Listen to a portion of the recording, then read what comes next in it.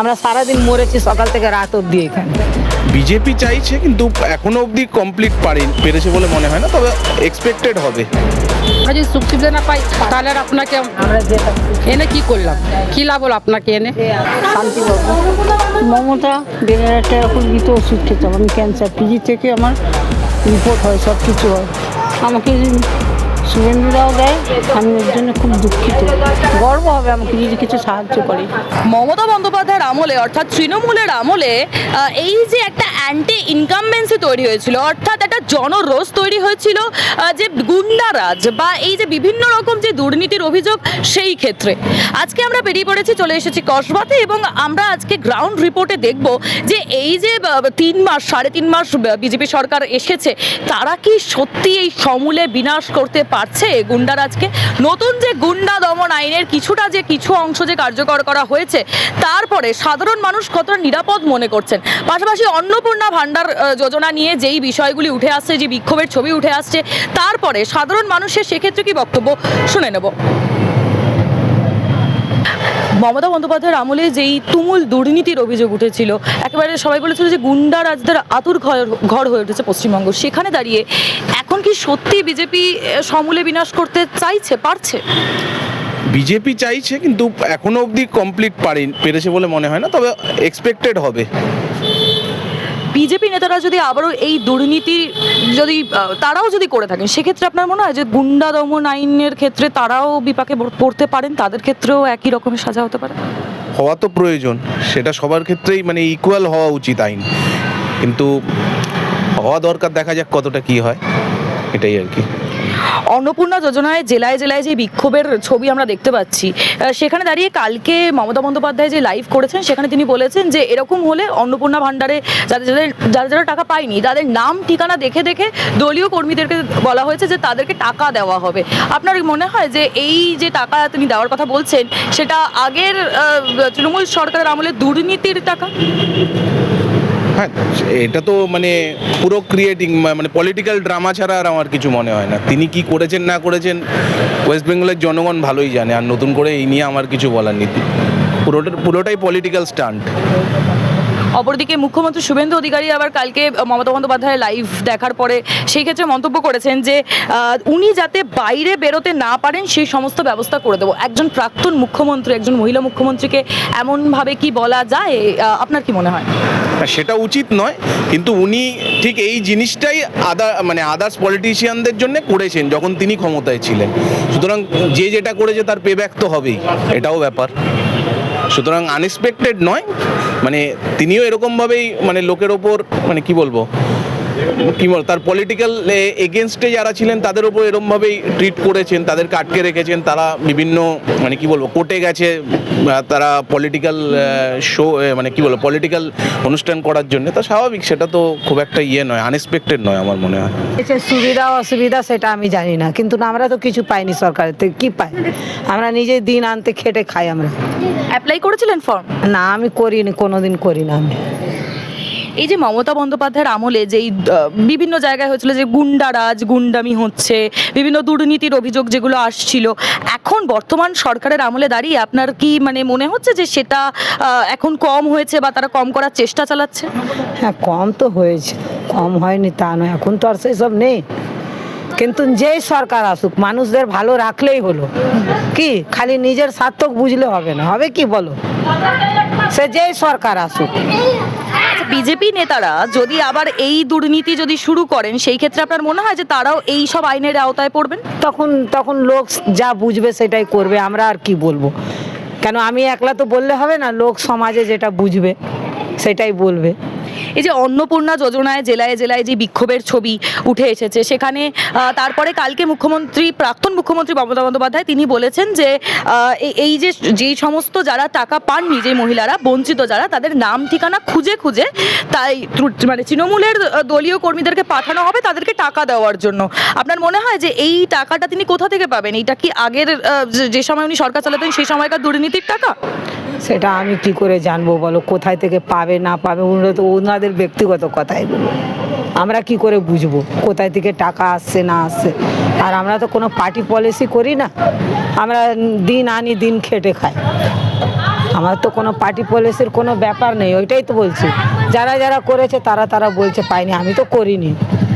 আচ্ছা, মুখ্যমন্ত্রী শুভেন্দু অধিকারী বলছেন যে মমতা বন্দ্যোপাধ্যায়কে যে উনি যাতে করে বাইরে না বের হতে পারেন তার সমস্ত ব্যবস্থা তিনি করবেন। একজন প্রাক্তন মুখ্যমন্ত্রী, একজন মহিলা মুখ্যমন্ত্রী ছিলেন তিনি, সেই ক্ষেত্রে তাকে কি ধরনের কথা বলা যায় আপনার কি মনে হয় একজন মহিলা হিসেবে? না, কেন ওই ধরনের কথা কাউকে বলা যাবে না।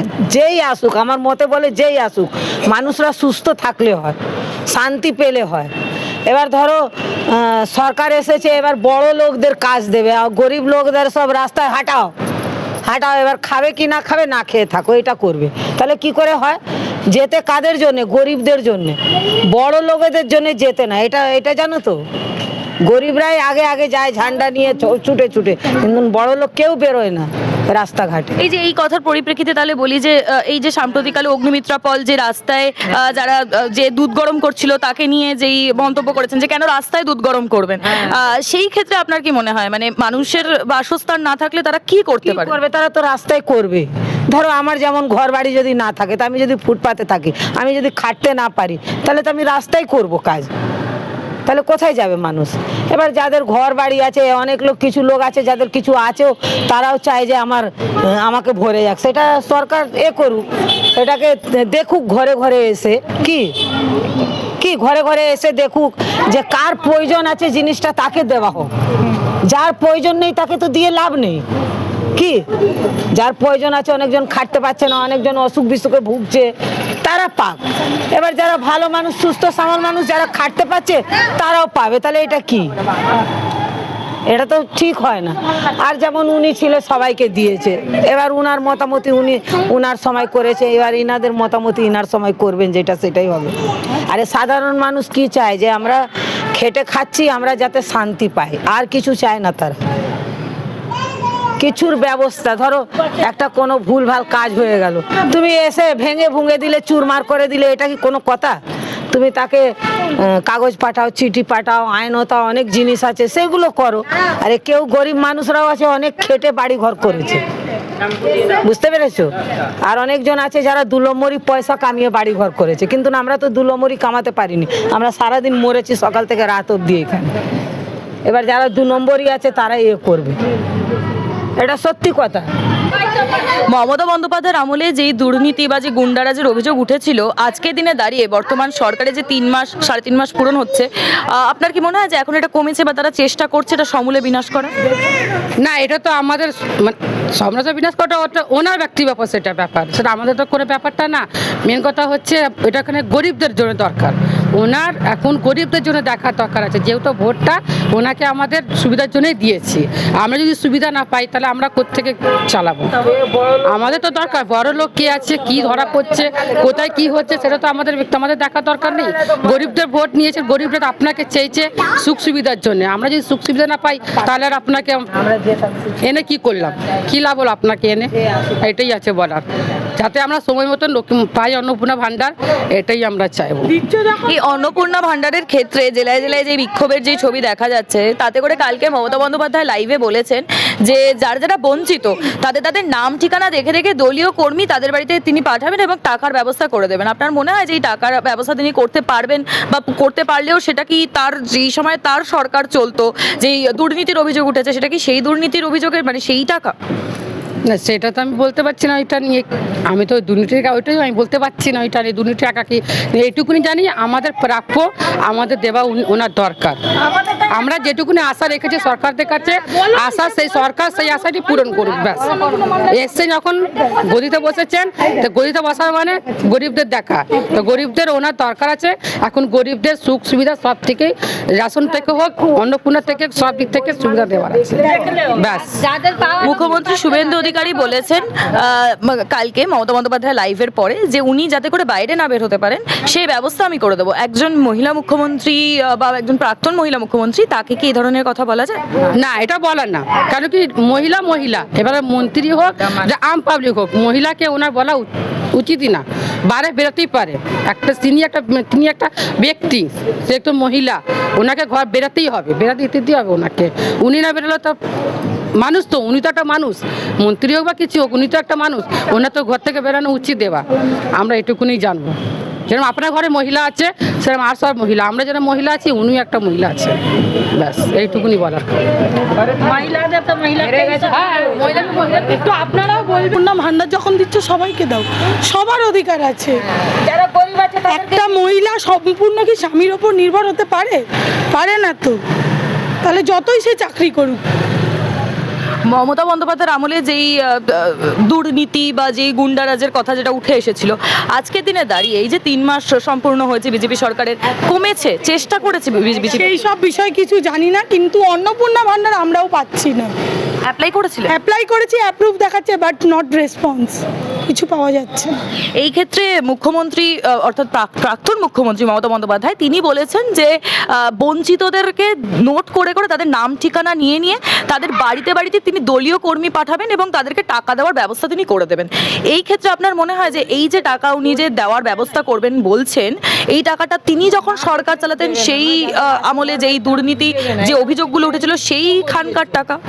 যেই সরকার আমাদেরকে দিতে পারবে সেই সরকারই আমাদের জন্য ভালো, গরিবকে যে সাহায্য করবে, তাই না? শান্তিবাবু, মমতা 1,500 টাকা করে দিত ওষুধ খেতাম আমি, ক্যান্সার পিজি থেকে আমার রিপোর্ট হয়, সব কিছু হয়।